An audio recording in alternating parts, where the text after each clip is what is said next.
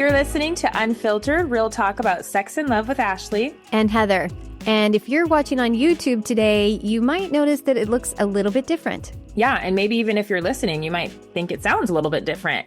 But we are recording separately. I'm currently in Tennessee and Heather is back in Oregon. As most of you know, if you've been following Pure Desire for any length of time, that we are relocating our ministry to the Nashville area. And so I have already taken the leap and I'm over here with my family. I am the first one to move.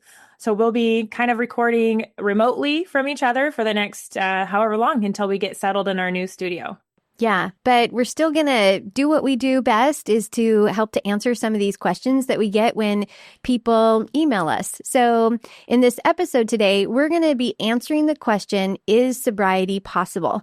And we get a lot of questions about that. Some of them have different nuances, but still, it just is one of the things that I think betrayed partners really want to know the answer to. And so we're going to see what we can do with that today. So let's jump into the first question. It says, is lifelong sobriety possible? My husband has been addicted to pornography since he was 12 or 13 years old. He has gone through 12-step recovery programs and gained 2 years of sobriety and good recovery. Recently, he has started relapsing over a 6-month period and has reached a point where he quit his job and checked himself into a 30-day inpatient addiction recovery center. I'm trying to take it one day at a time, but I'm afraid of what comes next. What if it doesn't work and he can't gain long-term recovery or sobriety? What am I to do? Do I stay?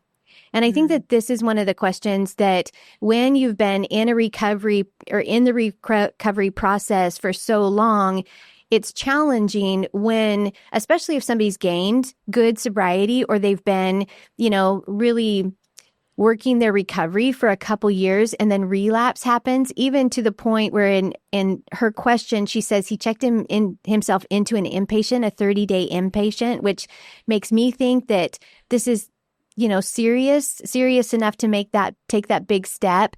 But it is one of the things that we see that relapse happens. And I think sometimes that for the individual, for the woman, for the partner who's saying, do I stay? How, is this going to be the rest of our life? Is it going to be that he's going to be sober for 2 years, but then relapse again? And nobody knows. Nobody knows what that's really going to look like. But we always encourage partners that, keep doing your healing, keep doing what is working for you, and that's going to help you sustain whatever comes next, because we can't predict what comes next. We don't know maybe it will work. Maybe this inpatient recovery center will work for him, but it might not work long term or for the rest of his life. And we know that Ashley and I, we've been doing this for a long time. And we know that there are people who say, I will be part of a group or I will be in recovery for the rest of my life, because they need to have those boundaries and those good practices in place to really sustain recovery for the long haul. Mm-hmm. Yeah. And I know that even that can feel intimidating and discouraging, especially if you're the struggler, to say, I don't want to be in recovery. I don't want to be doing this work for the rest of my life. But when you think about it, those of us who are in our 40s, 50s, 60s, we're either somebody who has, or we're married to somebody who's probably been dealing with this and battling it for decades. And so the trade-off of being intentional about your health and being part of a recovery group or counseling, regularly each week for the rest of your life, is so much more freeing, and it's less sideways energy than trying to manage and white knuckle an addiction like you've been doing for decades and decades. And so, just like with our physical health, we have to make sure that we're getting exercise and stretching our body, especially as we age. We need to make sure that we're keeping things healthy. It's no different with our mental health. And so if that's what you have to do, is make sure that you're always plugged into something so you're not staying stagnant and growing, then do that. Now on the spouse's side, that's a tough one, because nobody can make that decision for you of whether you stay or go. Nobody knows what your breaking point is. Nobody knows what your deal breakers are. And so that is why group and counseling are so important, because we can't just give you a check sheet and say, if your husband has an affair, you leave. If it's porn, you stay. If it's porn 10 times, you leave. We can't do that because, like Heather said, we've been doing this a long time, and we have seen couples from all categories stay and work through it and have unbelievable growth and joy and healing and freedom and do things with their testimony to then go help others. And then on the reverse side, we've seen people try to stick it out, stick it out, stick it out, and the marriage and the person just starts deteriorating, and it's this miserable, painful existence. And so there's no formula. It's up to you. And I would just say, do what you need to do to have a high level of boundaries in place to be able to keep yourself safe and sane during this process. But don't be in a hurry to make decisions quickly, especially if you're in trauma. And so you can do things like an in-house separation, or say, I don't feel sexually safe with you, so I am not going to have sex with you again until I know that you're being honest and I can feel that. You could say, we're going to sleep in different rooms. You could say, I need you to move out until you're healthy and well, and I can see that and trust that. And then maybe we can talk about it. You can do a legal separation if finances are, entangled. I mean, there's other options to just say, we're going to do this for now until I feel confident about us moving forward. But the sad truth is sometimes people do not change. And then you're left with the decision of, is this how I want my life to look? And if so, then what boundaries and guardrails do I need to put in place to keep myself sane and my kids sane and healthy? Or, am I going to decide I'm not willing to have my life look like this? Yeah. And it's never easy, but it is reality. Yeah. And also just having those safe people around you, your community, who can help you navigate this time in your life and give you wise counsel. Yes. Yes. That's probably our best piece of advice, right? Is make sure you surround yourself with the help that you have, because every day might feel different and you need that sounding board and support. Okay. So our next question is, what is considered sobriety? If the longest he has gone without a relapse was 7 months since 2018, was that just white knuckling? I'm curious if my husband has ever actually been sober during his recovery journey. I'm at the end of my rope looking toward divorce. Every year I keep saying things will look different next year, but I don't want to keep saying that only to be going around the same hill. After so much broken trust, I don't know how to rebuild. So I guess I could start by saying you can be sober, but not really healed or in recovery. And so sober is just simply, I haven't acted out. So if looking at porn and masturbating or going to a strip club is the relapse and you haven't done that, then yeah, I'm sober from that. But what we want to see is true recovery and true healing. And that comes with so much more than just a number of days that you haven't done that behavior. That comes with showing that they're growing in empathy, in self-awareness, that they're willing to sacrifice their freedoms in order to build trust back, that they're reaching out, they're building relationship, and they're having more emotional intimacy with you, that they're growing in all aspects. It's not just a number. And so those are drastically different things. If your husband has been sober and that's it, but you haven't seen those other things, then I would talk with him about that and say, I need to see growth and healing and recovery, because we can certainly white knuckle it. I remember in my struggles with addiction, I may not act out sexually, or I may not drink, or I may not, act out with my eating disorder or whatever it was, but then I would just be really unhealthy in another way. And that's a lot of times what we see when somebody doesn't get to the core of what's going on. And that can be more frustrating and depressing than when they're actually acting out, because once they stop that behavior and become sober in that behavior, then it's like, well, I haven't done that, so why are you mad? And if they're not really getting to the core of all the other behaviors like deception and emotional withdrawal and blaming and gaslighting and all those other things. So again, I mean, with all these questions, it's ultimately up to you what you want your marriage to look like. But I would definitely have a candid conversation of, this isn't enough. I need to see the other things that show me that you're actually healing and changing, and not just checking the box that you didn't act out today. Mm-hmm. Yeah. And always just making sure that, as the partner, that you're doing taking care of you, that you're in group, that you're, like sleeping well and eating well and exercising and doing all the things that you can to take good care of you, being in group, being in community, having safe people to talk with who can help you navigate this. And because one of the things that when we talk about how trust is broken, the advantage to being in group is that you kind of relearn how to create trust with safe Mm-hmm. people, even if that's with the other women in your group. And so you learn what that feels like. You learn what that looks like to have this trust being built between other safe women in your group, so that then if the time comes in your marriage that you can begin building trust with your spouse, then you know what it should look like. You know what it should feel like. And I think sometimes a lot of people think, well, I shouldn't have to be the one who is, in group and doing all of these things because this is his problem. But at the same time, it's taking care of you, and it will make a huge difference in your healing and even with the decisions that you make going forward. Mm-hmm. Yeah, it's so important to have your own support system because addiction brings deception. It brings abusive behaviors. It brings gaslighting. It brings crazy making. And so you need that place to go back to get your footing, to get your grounding, and then to kind of like enter back in that if you're in the process of trying to work with somebody who's recovering.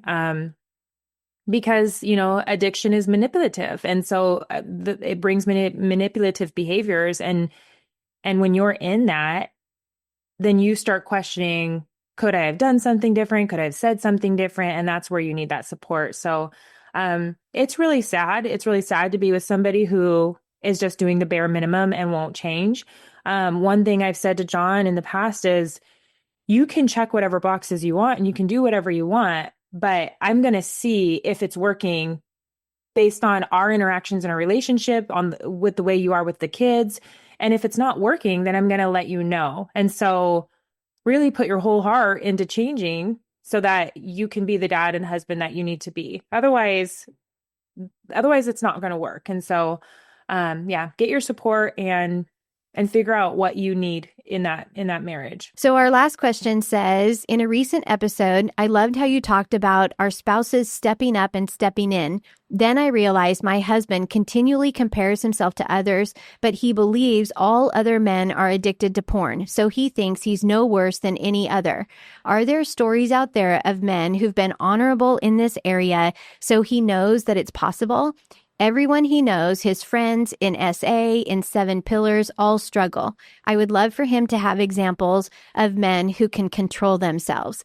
So this is a really interesting question because in this arena, we don't hear a lot of stories of men who don't struggle with porn. Right. But I am going to tell a story, and I have permission from my husband to tell these things because he does not struggle with pornography. Even though, as in junior high school, he was largely unsupervised for most of his childhood. And so him and his guy friends would go to the dump. They would find porn magazines. They would look through them. But yet it wasn't ever anything that he was addicted to. And I think a pivotal moment for him happened when he was in college in a fraternity, and it was in the days where they would rent porn movies and watch them, everybody in the fraternity house together. And he remembers an experience where he's in that room, in this big living room, watching this film with these other men, and these young men, and he starts looking around the room, and it was frightening to him. He sat there thinking, oh my gosh, these guys could easily go out and rape someone. These guys because he knew that what they were watching was changing them right then in that moment. And I think that was enough to scare him into recognizing that he never wanted to have that be part of his life. And so for him, and he's not perfect in any way. In fact, he does have his own addictive behaviors. Video games is definitely on the list. Shopping, sweets, definitely sweets. And so he has his things, but I know for him that this is such a slippery slope for so many people, and especially because he works at Pure Desire too. And for him to just recognize the devastation that other people this has just wreaked such havoc in their lives and in their relationships that he doesn't want that to ever be an issue for him. And so I know that sometimes even when he's online looking at things or shopping on a website where, on the left side or on the right side, they'll bring up these ads or whatever. He has this piece of paper that he puts over the edge of his screen so that when he's doing what he wants to do, he's not at all distracted or tempted by any of the other ads that are coming up that could be something that would lead to that slippery slope. And so it just is for him to just continually guard that part of his mind and his heart, because he knows how quickly it can lead him to somewhere he would never want to be. So that's just one example of the way that he's been impacted by porn and really not allowing that to take control of his life. Yeah, I think that's such a good example. And I can give Heather any extra credibility because I know Michael too, and it is very, very true what she's saying about him. So it is out there, but like Heather said, if you're looking for people who haven't struggled with sexual addiction in SA or in a 7 Pillars group, which is our Pure Desire groups, you're probably not going to find them because that's why they're there. And so the research is pretty consistent that 75% of men struggle or have had a struggle with pornography. And so that's leaving you a quarter of the men saying that they don't struggle. And I would say that's pretty consistent with what I see amongst like my friends and family and people in my life. And so one thing I would encourage is, yes, immerse yourself in all of the work for sexual addiction recovery. We need that. We need people who get it, who have been there, who can help us break our shame, who can say, oh, I've navigated this snare. I know exactly how to help you get out of it. And make sure you're plugged into groups that are not all about recovery, that are just about being men and going out and doing things that men do and calling you up to be a better version of yourself as a husband and as a father, whether that's just a Bible study that's not centered around sexual addiction or a group where they get out and do physical activity, but still godly men with their hearts pointed in the right direction, but not immersed in conversation around sexual addiction all the time. So I think you need both. And I found myself needing that even as a betrayed spouse when I was, eyeball deep in my work for betrayal trauma healing. I really loved being able to go to my Bible study fellowship meetings, because it was like, okay, we're not talking about betrayal. We're not talking about sexual addiction. We're just a bunch of moms trying to learn more about God and getting together with our kids. And I still have that same core group of Bible study fellowship girls that I met probably 7 years ago. And we get together and it's refreshing to be like, we're not talking about that, but you need both. Yeah, for sure. And again, just having that healthy community that you're surrounding yourself with can be so empowering on this journey. Well, thank you for joining the conversation today. We know that sometimes these conversations are a little bit more tough and they don't have easy, pretty answers. But we always say, if you can think about it, we want to be talking about it. And these are real situations and things we have to deal with. So if you found this episode helpful, make sure to share it with a friend. And we would love to hear your questions. So email us at unfiltered@puredesire.org.